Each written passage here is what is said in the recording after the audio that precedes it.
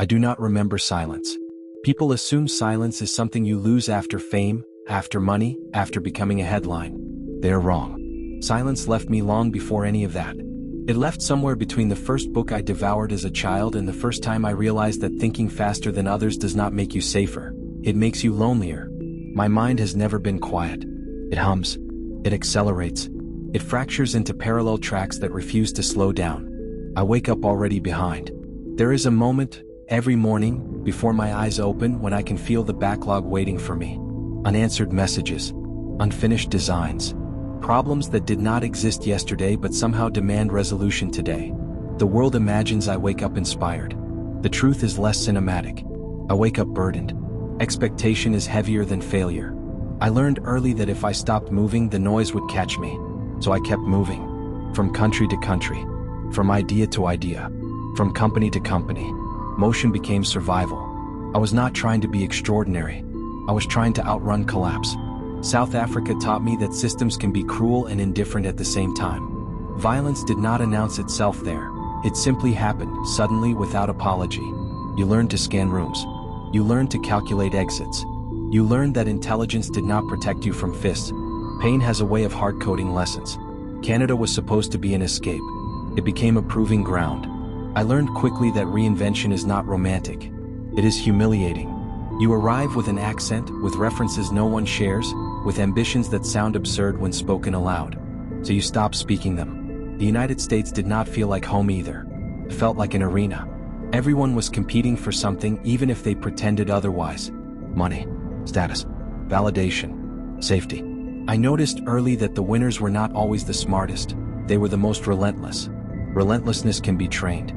At night, while others slept, I read physics, engineering, biographies of people who broke things and called it progress.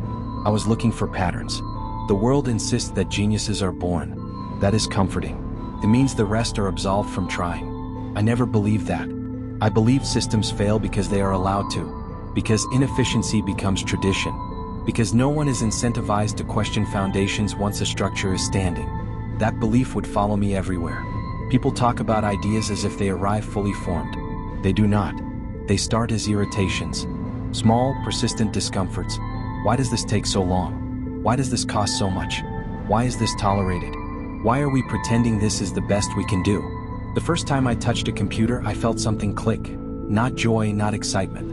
Recognition. Machines did not care who you were. They cared only whether you were precise. They rewarded clarity. They punished sloppiness instantly. Human systems do not do that. I trusted machines more than people long before anyone noticed. When I sold my first company, people congratulated me as if I had reached a destination. I had not. I had merely bought myself time. Time to think faster. Time to fail bigger. Money is not freedom. It is leverage. With leverage comes visibility. With visibility comes distortion. People project narratives onto you because it is easier than understanding complexity. You become a symbol. Visionary. Villain. Genius, fraud.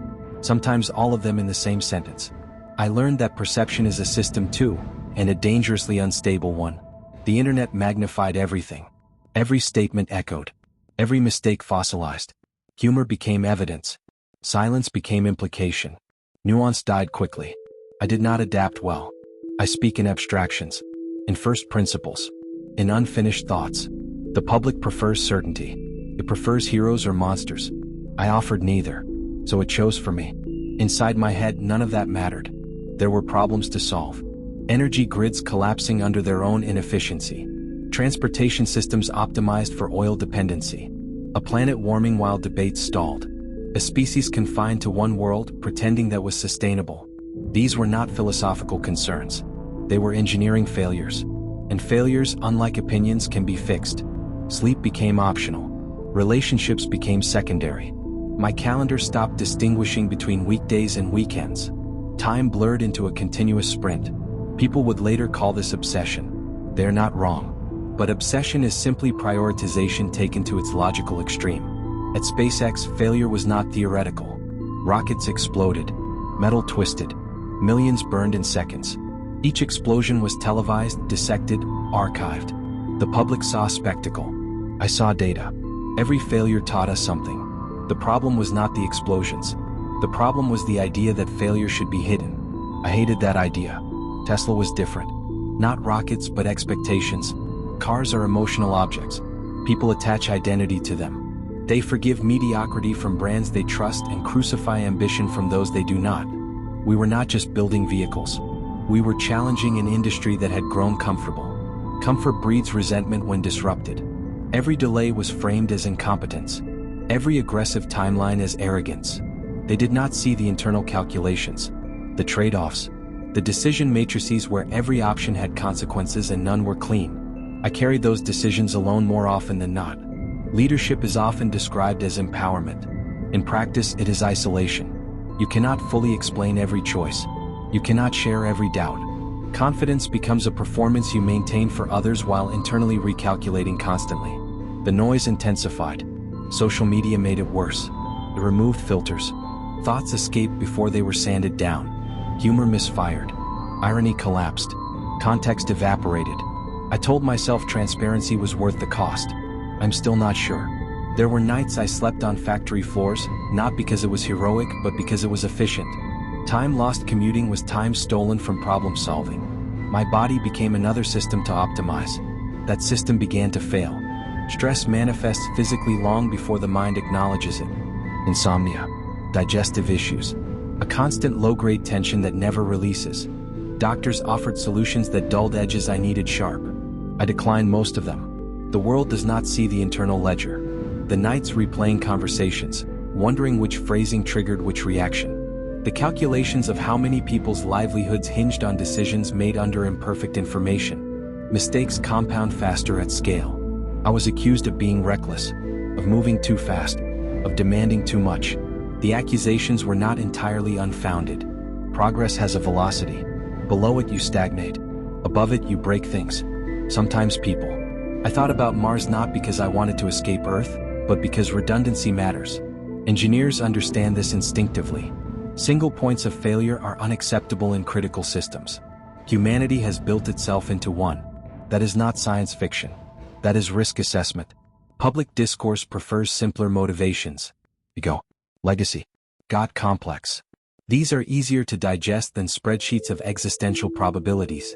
I stopped correcting people. The mind adapts. It compartmentalizes.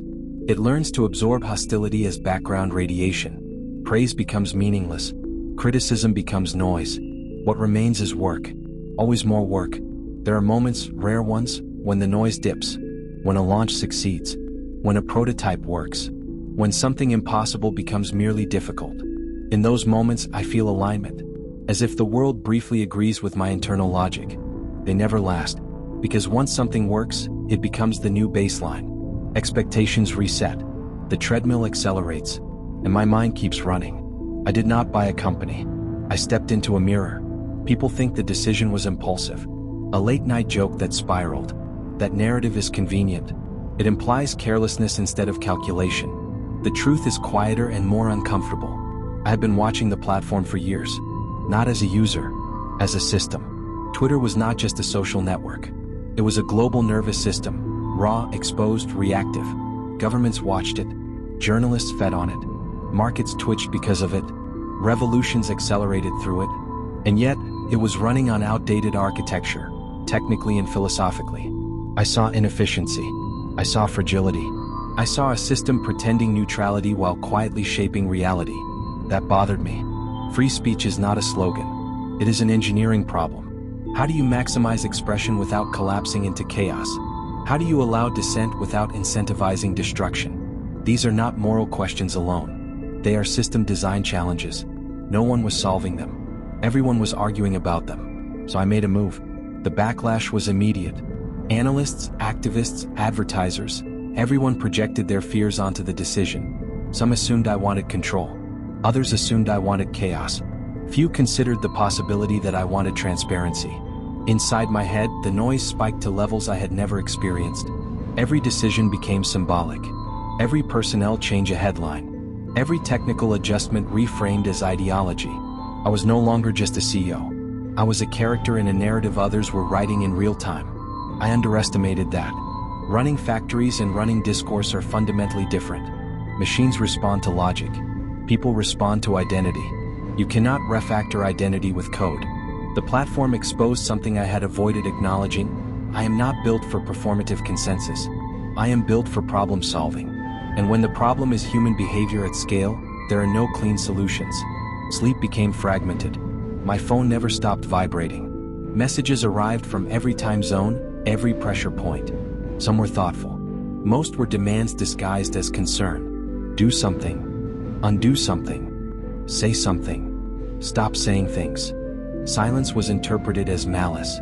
Speech as provocation. I oscillated between engagement and withdrawal, neither satisfying anyone. People assume power feels like control. It doesn't. Feels like exposure.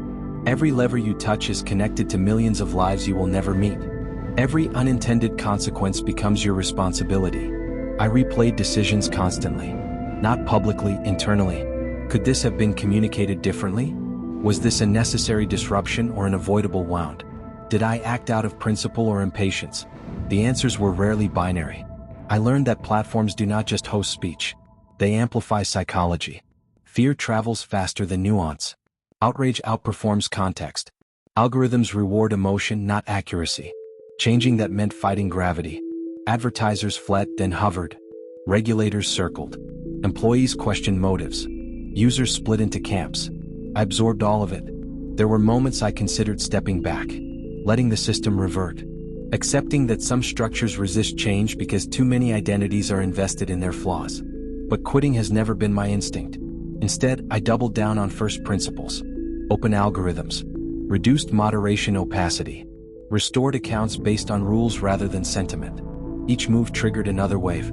I was accused of inconsistency by people who had never tried to balance scale, law, culture, and ethics simultaneously. The irony was not lost on me. The more I tried to explain, the less people listened. Explanation was interpreted as justification. Justification as guilt. Guilt as confirmation. So I stopped explaining as much. Inside, something hardened.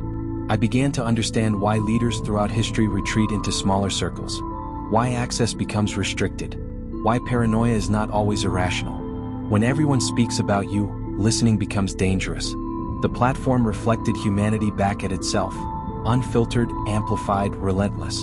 And I was standing in the middle of it, absorbing shockwaves. I had wanted to fix a system. Instead, the system began to study me. Burnout is not exhaustion. Exhaustion is honest. Burnout is deceptive. It convinces you that rest is betrayal. That slowing down is surrender. That if you stop, everything you've built will decay in your absence. I did not notice the shift when it happened. I noticed it only after humor stopped landing, after patience thinned into sharpness, after curiosity hardened into defensiveness. I told myself it was temporary. The calendar did not agree. Days stacked without boundaries. Meetings bled into nights. Nights into early mornings. My mind ran simulations even when my body lay still. Sleep became shallow, interrupted by sudden clarity or sudden dread. Both felt urgent. People around me adjusted. They always do. They learned when to approach and when to wait. They learned which questions to ask and which to avoid. The room calibrated itself to my mood before I entered. That frightened me more than opposition ever had. Leadership warps environments. You do not need to raise your voice to bend a room. You only need authority and unpredictability. I tried to counteract that with openness, with accessibility, with jokes meant to lower the temperature. The jokes misfired. Irony is brittle at scale. What feels obvious in your head fractures when stripped of tone and context. Screens flatten nuance. Intent evaporates. A sentence becomes evidence. I watched versions of myself circulate that I did not recognize. Not caricatures. Those are easy to dismiss, but plausible distortions. A slightly harsher motive here. A slightly colder inference there. Together, they formed a person adjacent to me wearing my name. I wondered when I had last been fully understood by someone who was not incentivized to understand me. Work used to be refuge. Now it was battlefield. Not rockets and code, but narratives and reactions. I could fix a valve leak faster than I could correct a misinterpretation. That imbalance gnawed at me. I began to compartmentalize more aggressively. Emotions were deprioritized. Conversations shortened. Decisions accelerated. When feedback slows execution, you learn to tune it out. That is efficient. It is also dangerous. There were moments of clarity, rare, piercing ones, when I felt the cost accumulating. Not just to me but to others. People stretched thin to match my pace. Teams recalibrating expectations upward, then breaking under them. I told myself pressure forges excellence. Sometimes it does. Sometimes it only forges silence. Criticism grew louder. So did support. The polarity intensified. Neutral ground vanished. I was either a savior or a threat, often depending on the hour. Living inside that binary corrodes the middle, the place where reflection lives. I began to distrust my own pauses. When doubt surfaced, I questioned whether it was insight or weakness. When confidence surged, I questioned whether it was conviction or inertia. The line blurred. There is a myth that power insulates you from vulnerability. It does the opposite. It amplifies it. Every misstep echoes further. Every hesitation invites interpretation. You learn to move forward even when you are unsure because standing still feels worse. I thought about stepping away again. About delegating more. About letting systems run without my constant interference. Each time the same fear surfaced: entropy. The slow drift toward mediocrity that sets in when urgency fades.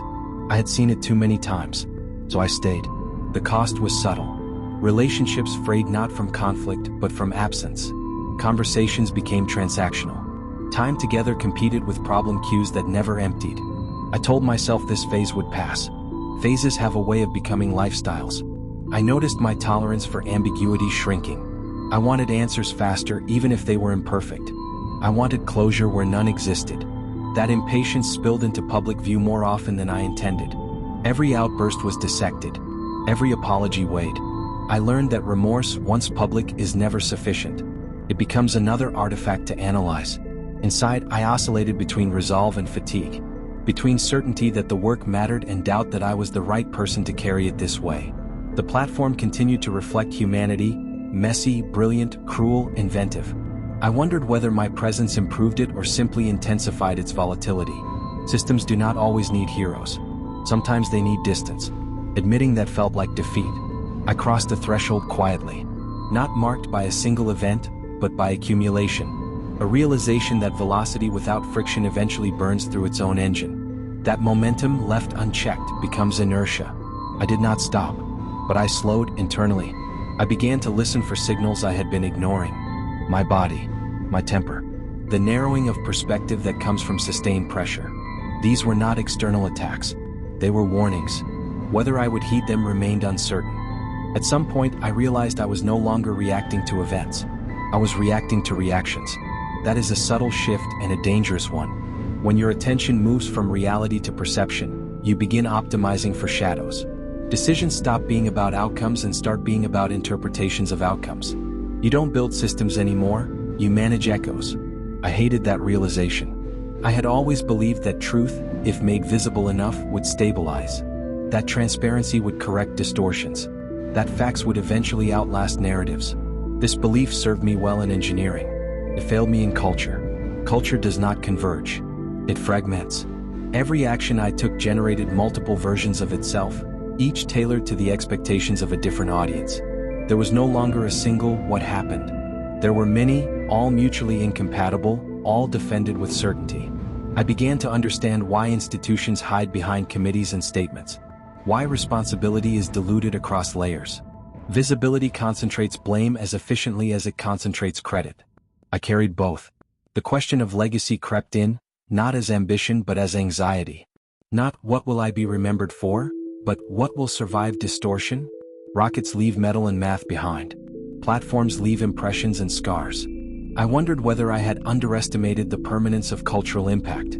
People assume I do not feel criticism. That is inaccurate. I feel all of it. The difference is not insensitivity but processing. I do not absorb emotion directly.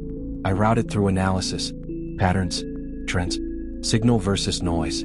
But even noise at sufficient volume causes damage. There were days I felt misunderstood in ways that could not be corrected with explanation.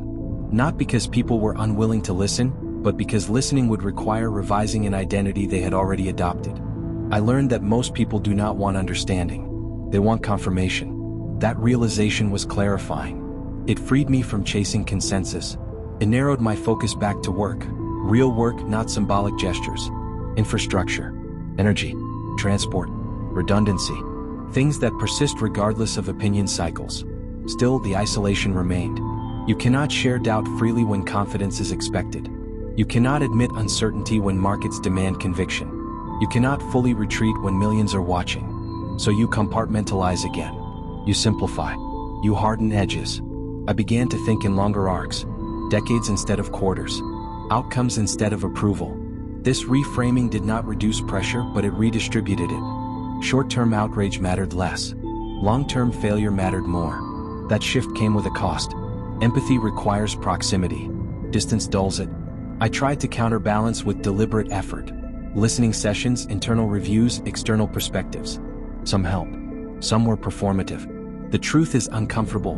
Leadership at scale inevitably abstracts people into variables. You fight that instinct, but it never disappears entirely. I thought about the younger version of myself, the one reading late into the night, convinced that rationality could override dysfunction. That version would be disappointed in my compromises. He would call some of them cowardice. He would not be entirely wrong. But he would not understand the weight of consequence either. The knowledge that a single miscalculation can ripple outward, affecting lives far removed from intent. That knowledge changes you. I stopped seeking vindication. I stopped trying to be liked. I focused instead on being coherent, to myself, if not to everyone else. Internal consistency became the only metric I trusted. Did this decision align with first principles? Did it reduce long-term risk? Did it create optionality rather than lock-in? If the answers were yes, I moved forward. The noise did not stop, but it lost some of its power. I began to accept that being inside my mind was never meant to be comfortable. It is a place of constant motion, constant dissatisfaction. Comfort breeds complacency, and complacency breeds decay. I had always known this. What I had underestimated was the human cost of living that way indefinitely. I am still calculating that cost. I no longer expect the noise to end.